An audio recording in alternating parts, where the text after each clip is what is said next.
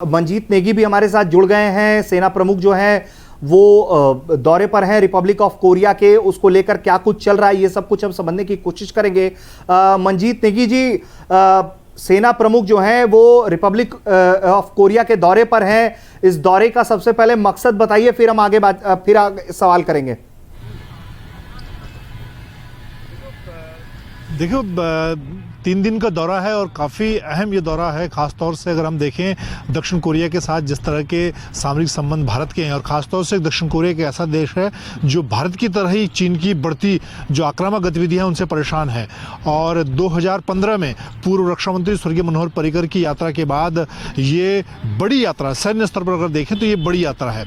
और आपको हमें ये भी याद रखना होगा कि अभी दोनों देशों के बीच सामरिक संबंध काफ़ी तेज़ी से आगे बढ़ भी रहे हैं, क्योंकि हाल में ही भारतीय सेना में अगर हम देखें जो K9 वज्र तोप, एक बड़ी तोप शामिल हुई थी, वो दक्षिण कोरिया के सहयोग से ही बनाई जा रही है, जिसको प्रधानमंत्री नरेंद्र मोदी ने पिछले साल भारतीय सेना में शामिल किया था।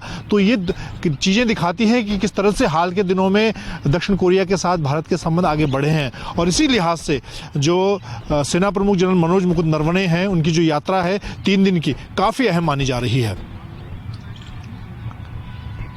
जी, ये जो दौरा रहने वाला है, इसके पहले सेना प्रमुख जो हैं वो यूएई के दौरे पर भी थे, और उसके बाद अब सेना प्रमुख का ये रिपब्लिक ऑफ कोरिया का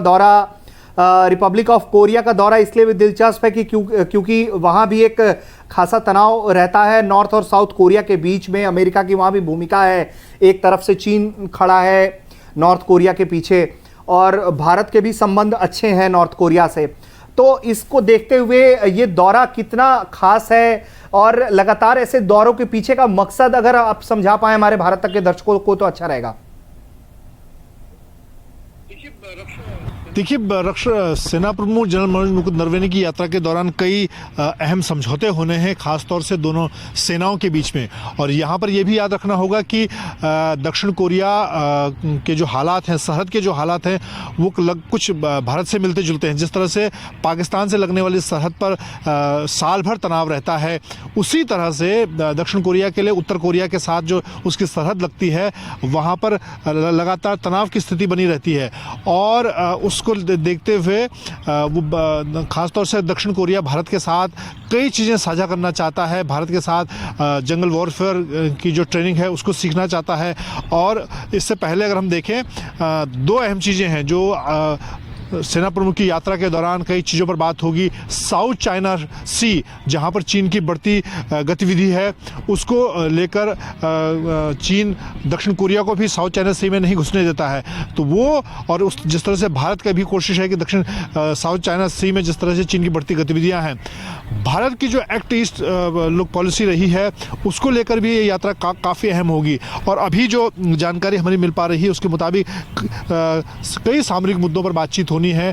दोनों देशों के बीच में जो सामरिक रिश्ते हैं, सेनाओं के बीच में, दक्षिण कोरिया और भारत की सेना के बीच में कैसे ट्रेनिंग को लेकर, चाहे आतंकवाद के खिलाफ ट्रेनिंग हो, जंगल वॉरफेयर की ट्रेनिंग हो, और अगर हम तकनीक के मामले में देखें, और भारत की जो सेना की अलग अलग ट्रेनिंग इंस्टीट्यूट हैं, खासकर जंगल वॉरफेयर के इंस्टीट्यूट हैं, उसके अलावा स्पेशल फोर्सेस के इंस्टीट्यूट हैं, तो दक्षिण कोरिया की सेना ऐसे जो भारत के संस्थान हैं, सेनाओं के जो स्पेशलाइज्ड जहाँ पर कोर्स होते हैं, कमांडो के कोर्स होते हैं, इसके अलावा अलग अलग तरह के जो स्पेशल कोर्सेज हैं, वहाँ पर अपने सैनिकों को, अपने अधिकारियों को भेजकर स्पेशलाइजेशन चाहता है।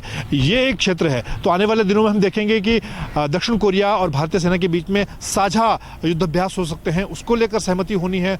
दूसरा मुद्दा, दक्षिण जो साउथ चाइना सी है, वहाँ पर जिस तरह से भारत और दक्षिण कोरिया दोनों ही चीन की बढ़ती गतिविधियों से परेशान हैं, उसको लेकर भी एक तरह से साझा रणनीति बनाने को लेकर बात होगी।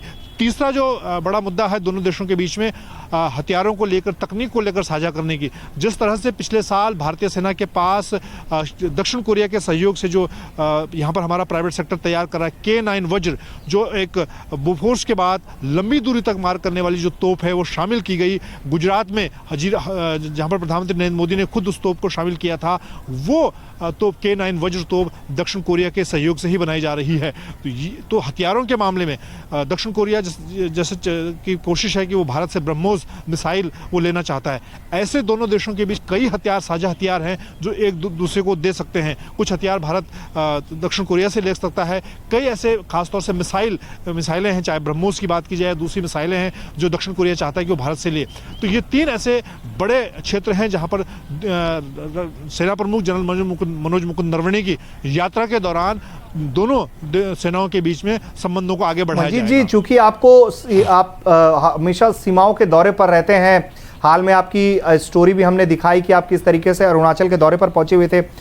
मैं ये समझना चाह रहा हूं मंजीत जी कि सेना प्रमुख का ये दौरा, मैं मतलब इसको ऐसा देख रहा हूं कि नेपाल, फिर यूएई, फिर उसके बाद सऊदी और अब जो है वो रिपब्लिक ऑफ कोरिया, मतलब इस तरह तो हमने पहले सिर्फ अमेरिका जैसे बड़े देशों के ही सेना प्रमुखों और तमाम दौरों को देखा है। भारत का इस तरीके से उभर कर आना ये डिप्लोमेटिक जीत है। ये हमें लगता है मनोवैज्ञानिक तौर पर भी एक बहुत बड़ी जीत हो जाएगी, क्योंकि एक तरफ चीन है, दूसरी तरफ पाकिस्तान है, और वो लोग इस तरह की चीज़ों को जब देखेंगे भारत के नज़रिए से तो हमें लगता है कि उनके लिए ये परेशानी वाली भी खबर है।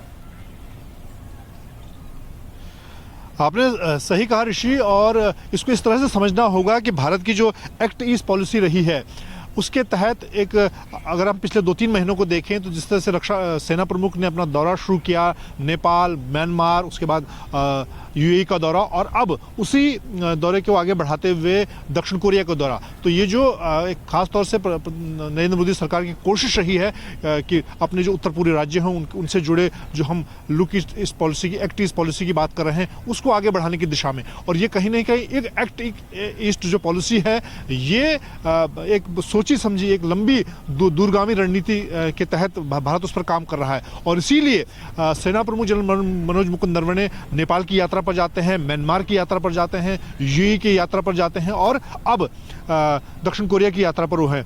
ये चाहे पाकिस्तान के संदर्भ में इसको आप देख लें या फिर चीन के संदर्भ में देखें, जो खासतौर से ये जो तमाम देश हैं, ये कहीं ना कहीं चीन की जो एक तरह से आक्रामक और अतिक्रमण की जो रणनीति रही है उससे परेशान देश हैं। और भारत भी इन सभी जो छोटे देश हैं इनको इकट्ठा कर एक सामरिक रणनीति बनाने की बात करता है। और इसीलिए काफ़ी अहम ये यात्रा है सेना प्रमुख की। और इससे पहले ये भी समझना होगा कि काफ़ी दिनों बाद यात्रा हो रही है। इससे पहले अगर दक्षिण कोरिया को हम देखें तो 2015 में पूर्व जो रक्षा मंत्री थे स्वर्गीय मनोहर पर्रिकर, वो यात्रा पर गए थे। उस दौरान कई रक्षा सौदों पर बात हुई थी। K9 वज्र जिसकी हम बात कर रहे हैं उस पर समझौता हुआ था। और अब एक ताज़ा हालात इस वक्त, अगर हम सरहद के हालात देखें, 2 दिन पहले मैं जिस तरह से मैं तवांग के जिस इलाके में गया था, वहाँ पर चीन की तरफ से लगातार फेस ऑफ की घटनाएं हो रही हैं। लद्दाख में दोनों सेनाएं आमने सामने बैठी हैं। और न सिर्फ लद्दाख, चीन से लगने वाली जो पूरी लाइन ऑफ एक्चुअल कंट्रोल है, हिमाचल, उत्तराखंड से लेकर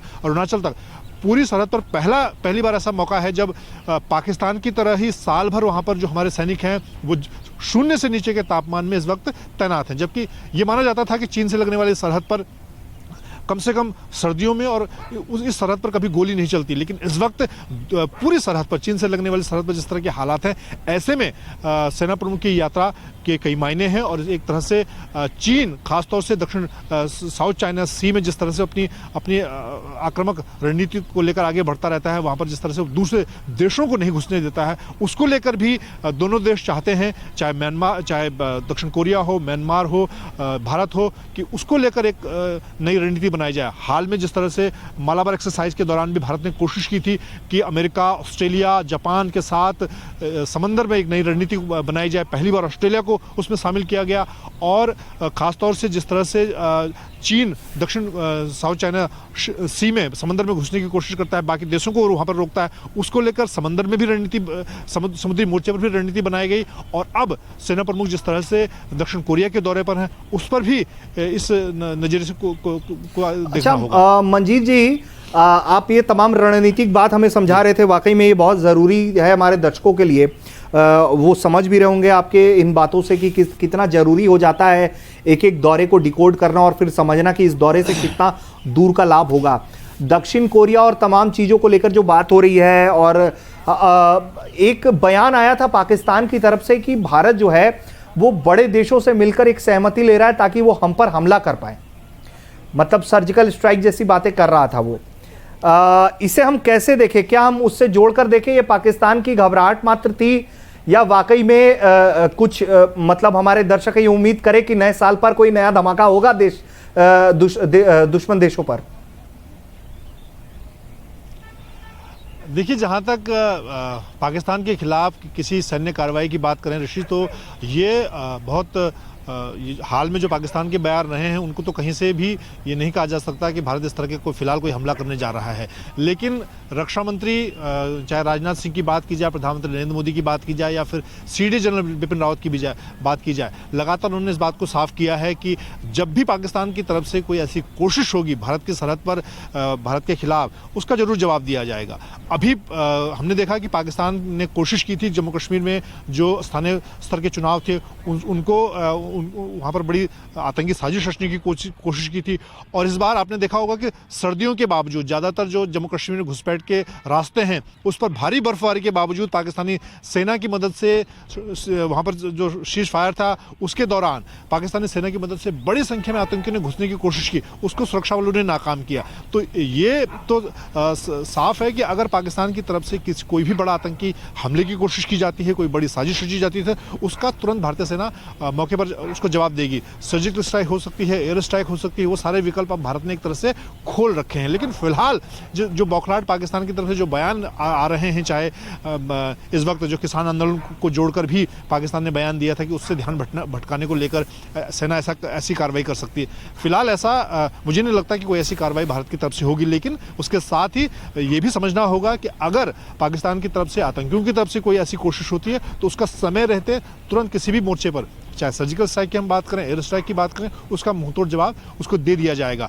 हाल में भी जिस तरह की कोशिशें पाकिस्तानी सेना की तरफ से बैट एक्शन की कोशिशें हुई, उसको भी समय रहते भारतीय सेना ने जवाब दिया। आपको याद होगा कि पिछले हफ्ते की बात करें तो करीब 4 से 5 पाकिस्तानी जो सैनिक थे वो भारतीय सेना की जवाबी फायरिंग में मारे गए। और रोज़ ऐसी घटनाएं जवाबी कार्रवाई के दौरान पाकिस्तानी जो सैनिक हैं वो उनको जवाब दिया जा रहा है। आतंकी लगातार घुसपैठ के दौरान, मुठभेड़ के दौरान मारे जा रहे हैं। तो ये साफ है कि भारतीय सेना की जो आक्रामक रणनीति है सरहद पर वो लगातार बनी हुई है और वही कहीं ना कहीं एक डर जो पाकिस्तान के हुक्मरान हैं, जो वहाँ के लोग हैं, उनके दिमाग में बैठा हुआ है। जहाँ तक सेना प्रमुख के दौरे हैं, चाहे यूएई का दौरा रहा हो, दक्षिण कोरिया का दौरा रहा हो, ये भारत की एक दूरगामी सोची समझी रणनीति का हिस्सा है। भारत अपने एशिया महाद्वीप में अपनी सामरिक ताकत को निश्चित तौर पर जो और देश हैं उनके साथ मिलकर उसको बढ़ाना चाहता है।